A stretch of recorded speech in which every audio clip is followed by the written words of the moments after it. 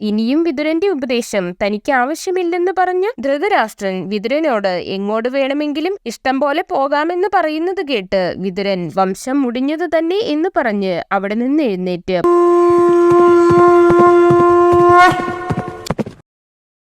പാണ്ഡവർ കാട്ടിലേക്ക് പോയ ദുഃഖത്തോടെ ധൃതരാഷ്ട്രൻ വിതുരനെ വിളിച്ചു.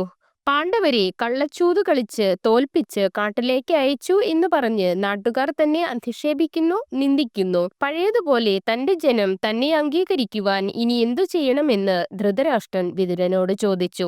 ചൂതരങ്ങിൽ ശകുനി മുതലായവർ ചേർന്ന് യുധിഷ്ഠിരനെ വിളിച്ചു വരുത്തി ചതിയാൽ തോൽപ്പിച്ച് സകല സമ്പത്തും കൈക്കലാക്കി. നാട്ടുകാരുടെ അധിക്ഷേപം മാറണമെങ്കിൽ പാണ്ഡവരെ ചതിയാൽ തോൽപ്പിച്ച് നേടിയ സകല സമ്പത്തും പാണ്ഡവർക്ക് തിരിച്ചു കൊടുക്കുകയും സ്വന്തമായ സ്വത്തുകൊണ്ട് സുഖമായി ജീവിക്കുവാനും വിതുരൻ ധൃതരാഷ്ട്രനോട് പറഞ്ഞു. പാണ്ഡവരെ സന്തോഷിപ്പിക്കുകയും ശകുനിയുടെ പ്രവൃത്തിയെ അധിക്ഷേപിക്കുകയും ചെയ്യുവാനും ദുശാസനൻ പരസ്യമായി സഭയിൽ വെച്ച് ഭീമനോടും കൃഷ്ണയോടും ക്ഷമാപണം നടത്തണമെന്നും വിതുരൻ പറഞ്ഞു. പാണ്ഡവരെ സ്വരാജ്യത്തേക്ക് കൂട്ടിക്കൊണ്ടുവന്ന് സൽക്കരിക്കുവാൻ വിതുരൻ പറയുന്നത് കേട്ട് ധൃതരാഷ്ട്രന് കോപമുണ്ടായി. പക്ഷപാതപരമായാണ് വിതുരൻ സംസാരിക്കുന്നതെന്നും എപ്പോഴും പാർത്ഥർക്ക് ഹിതകരവും ധൃതരാഷ്ട്രനും ധാർത്തരാഷ്ട്രന്മാർക്കും അഹിതവുമായിട്ടാണ് വിതുരൻ എപ്പോഴും പറയുന്നതെന്നും ധൃതരാഷ്ട്രൻ കോപിതനായി വിതുരനോട് പറഞ്ഞു. പാണ്ഡവർക്ക് വേണ്ടി തന്റെ മകനെ ഉപേക്ഷിക്കുവാൻ പറയുന്ന വിതുരൻ കുടിലതയാണ് പറയുന്നതെന്നും ഇനിയും വിതുരന്റെ ഉപദേശം തനിക്ക് ആവശ്യമില്ലെന്ന് പറഞ്ഞ ധൃതരാഷ്ട്രൻ വിതുരനോട് എങ്ങോട്ട് വേണമെങ്കിലും ഇഷ്ടം പോലെ പോകാമെന്ന് പറയുന്നത് കേട്ട് വിതുരൻ വംശം മുടിഞ്ഞതു തന്നെ എന്ന് പറഞ്ഞ് അവിടെ നിന്ന് എഴുന്നേറ്റ് പാർത്ഥരുടെ അടുത്തേക്ക് പോയി. ഈ സമയം പാണ്ഡവർ ഗംഗാതടം വിട്ട് കൂട്ടത്തോടെ നടന്ന് കുരുക്ഷേത്രത്തിലെത്തി. അവിടെ നിന്ന് പുണ്യനദികളെ പൂജിച്ച് കാടുകൾ പലതും കടന്ന് കിഴക്കോട്ട് സഞ്ചരിച്ചു. സരസ്വതി തടത്തിൽ മുനിജനങ്ങൾ ഏറെ ഇഷ്ടപ്പെടുന്ന കാമ്യക വനത്തിൽ അവർ താമസമാക്കി. അങ്ങനെ ധൃതരാഷ്ട്രവുമായുള്ള അഭിപ്രായ വ്യത്യാസത്തിൽ ഹസ്തിനപുരത്തു നിന്നിറങ്ങി വിതുരൻ ഒറ്റത്തേരിൽ യാത്ര ചെയ്ത് കാമ്യക വനത്തിലെത്തി.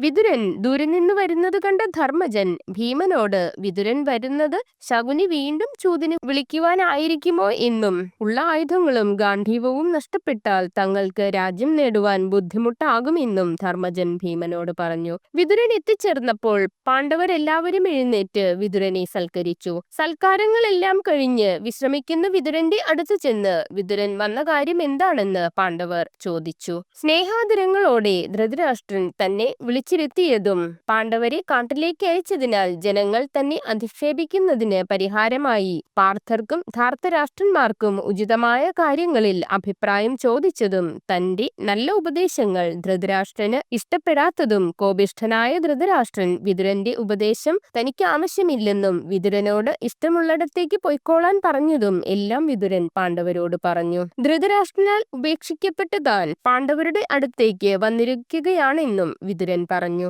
ഈ സമയത്ത് വിതുരൻ പാണ്ഡവരുടെ ആശ്രമത്തിലേക്ക് പോയിരിക്കാമെന്ന് ചിന്തിച്ച് ധൃതരാഷ്ട്രൻ ദുഃഖിച്ചു. വിതുരൻ പാണ്ഡവരുടെ അടുത്താണെങ്കിൽ അത് പാണ്ഡവരുടെ ശ്രേയസ്സിനാണെന്ന് ചിന്തിച്ചു. വിതുരനെ വിട്ടുപിരിഞ്ഞതിൽ ധൃതരാഷ്ട്രൻ ദുഃഖിച്ച് പശ്ചാത്തപിച്ച് സഞ്ജയനോട് വിതുരനെ പാണ്ഡവരുടെ അടുത്തു നിന്നും കൂട്ടിക്കൊണ്ടുവരുവാൻ പറഞ്ഞു. രാജാവിന്റെ കൽപ്പനയനുസരിച്ച് സഞ്ജയൻ വിതുരന്റെ അടുത്തേക്ക് പോയി ധൃതരാഷ്ട്രന്റെ കൽപ്പന വിതുരനോട് പറഞ്ഞു. ധൃതരാഷ്ട്രന്റെ കൽപ്പന കേട്ട് വിതുരൻ യുധിഷ്ഠിരന്റെ അനുവാദം വാങ്ങി തിരികെ ഹസ്തിനപുരിയിലേക്ക് പോന്നു. വിതുരൻ തിരിച്ചു വന്നതും ധൃതരാഷ്ട്രൻ സന്തോഷത്തോടെ സ്വീകരിച്ചതും അറിഞ്ഞ് ദുർബുദ്ധിയായ ദുര്യോധനൻ ദുഃഖിച്ചു. ദുര്യോധനൻ ഉടനെ തന്നെ ശകുനിയെയും ദുശാസനെയും കർണനെയും വിളിച്ചു വരുത്തി.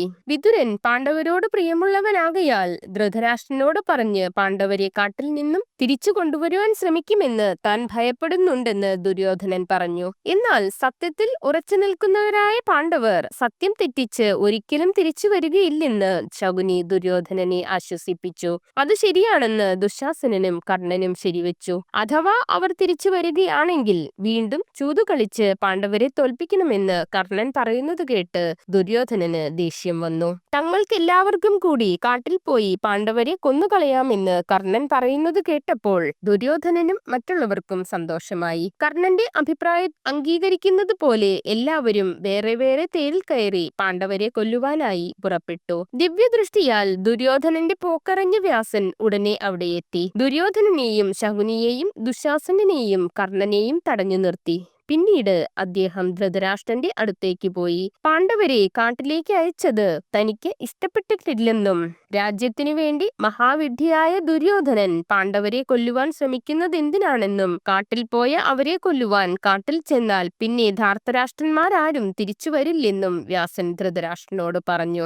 ദുര്യോധനന് പാണ്ഡവരുമായുള്ള അസൂയ നിയന്ത്രിച്ചില്ലെങ്കിൽ അത് വലിയ ആപത്ത് വിളിച്ചു വരുത്തുമെന്നും നിയന്ത്രിക്കാൻ കഴിയുന്നില്ലെങ്കിൽ ആരും ആശ്രയമില്ലാതെ മന്ദബുദ്ധിയായ ദുര്യോധനൻ പാണ്ഡവരുടെ കൂടെ കാട്ടിൽ താമസിക്കട്ടെ എന്നും പാണ്ഡവർക്ക് ദുര്യോധനനോടുള്ള സംസർഗത്താൽ സ്നേഹം തോന്നിയാൽ നന്നെന്നും വ്യാസൻ ധൃതരാഷ്ട്രനോട് പറഞ്ഞു. വിതുരനും ഗാന്ധാരിയും ദ്രോണനും ഭീഷ്മനും എല്ലാവരും തന്നെ ഉപദേശിച്ചിട്ടും പുത്രസ്നേഹം കൊണ്ട് തനിക്ക് ദുര്യോധനനെ ഉപേക്ഷിക്കുവാൻ കഴിയുന്നില്ലെന്ന് ധൃതരാഷ്ട്രനും പറഞ്ഞു. വ്യാസനും ധൃതരാഷ്ട്രനും സംസാരിച്ചു കൊണ്ടിരിക്കുമ്പോൾ മൈത്രേയ മഹർഷി അവിടേക്ക് വന്നു. മൈത്രേയ മുനി ദുര്യോധനനെ ഉപദേശിക്കുമെന്നും അദ്ദേഹം പറയുന്നതെല്ലാം അനുസരിച്ചില്ലെങ്കിൽ മഹർഷി ദുര്യോധനനെ ശപിക്കുമെന്ന് പറഞ്ഞ് വ്യാസൻ അവിടെ നിന്ന് പോയി. താൻ തീർത്ഥയാത്ര ചെയ്ത് ചുറ്റുമ്പോൾ ദൈവനിശ്ചയം പോലെ കാമ്യക വനത്തിൽ എത്തിയെന്നും അവിടെ പാണ്ഡവരെ കാണാൻ ഇടയായി എന്നും ദുര്യോധനന്റെ ദുഷ്പ്രവർത്തികൾ അറിയുവാൻ ഇടയായതും മൈത്രേയൻ ധൃതരാഷ്ട്രനോട് പറഞ്ഞു.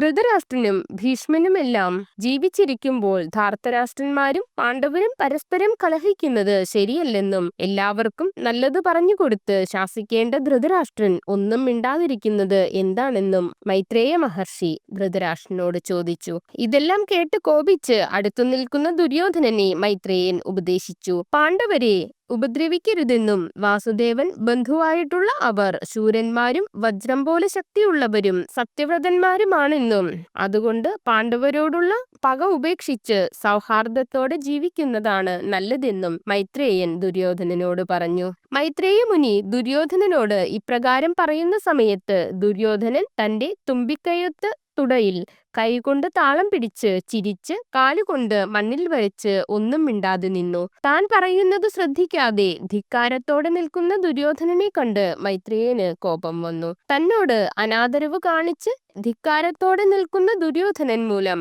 ഘോരമായ യുദ്ധമുണ്ടാകുമെന്നും ആ യുദ്ധത്തിൽ ഭീമൻ ഗദ കൊണ്ട് ദുര്യോധനനെ തുട തല്ലിയൊടിക്കുമെന്നും മൈത്രേയൻ ദുര്യോധനനെ ശപിച്ചു. മൈത്രേയന്റെ ശാപം കേട്ട് ധൃതരാഷ്ട്രൻ മൈത്രേയനോട് അങ്ങനെ വരല്ലേ എന്ന് പറഞ്ഞ് അനുഗ്രഹിക്കണമേ എന്ന് അപേക്ഷിച്ചു. ദുര്യോധനൻ പാണ്ഡവരുമായി ശമം സ്വീകരിക്കുകയാണെങ്കിൽ ശാപം ഫലിക്കില്ലെന്ന് പറഞ്ഞ് മൈത്രേയ മുനി ഉടനെ അവിടെ നിന്നും പോയി.